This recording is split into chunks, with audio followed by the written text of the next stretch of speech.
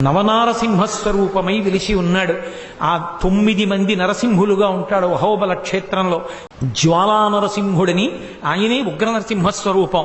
మొట్టమొదట వచ్చినటువంటి తేజోస్వరూపం, హిరణ్యకశిపుని యొక్క పొట్ట చీలుస్తున్న స్వరూపంతో ఉంటాడు.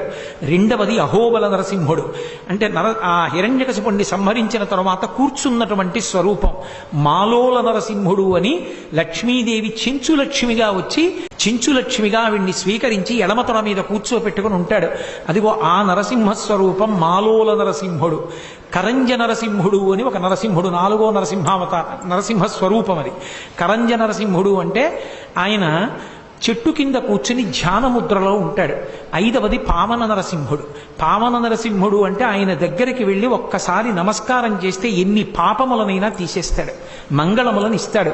అందుకనే 5వ నరసింహస్వరూపాన్ని పావన నరసింహుడు అని పిలుస్తారు. 6వ నరసింహస్వరూపం ఒకటి ఉంది, దాన్ని యోగ నరసింహుడు అంటారు. అయ్యప్ప స్వామి ఎలా కూర్చుంటారో అలా యోగ పట్టం కట్టుకుని యోగముద్రలో కూర్చుంటారు.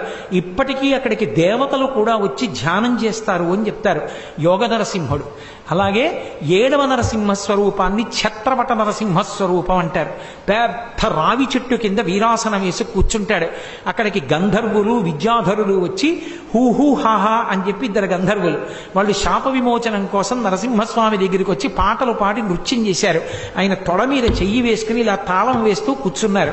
ఆ కూర్చున్నటువంటి స్వరూపాన్ని ఛత్రపట నరసింహస్వరూపం అంటారు. అక్కడికి వెళ్ళి సంగీతం పాడుతుంటారు కొంతమంది పెద్దలు. కాబట్టి ఛత్రపట నరసింహుడు. ఆ తర్వాత 8వది భార్గవ నరసింహుడు.